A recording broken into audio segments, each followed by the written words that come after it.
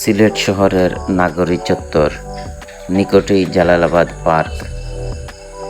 ভিতরে ঢুকেই দেখি মনোরম সুন্দর নিরিবিলি পরিবেশ। অনেকেই আসেন এখানে ঘুরতে, হাঁটাহাঁটি করতে। হাঁটতেছেন জেলা প্রশাসকের কার্যালয় সিলেট এর উপপ্রশাসনিক কর্মকর্তা জনাব অসীম দেব পাপ্পু।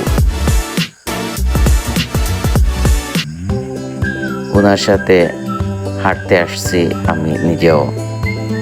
অনেক ভালোই লাগলো, মনোরম সুন্দর এই পার্কে হাঁটাহাঁটি ঘোরাঘুরি একটু সময় কাটাতে পেরে অনেক ভালোই লাগলো।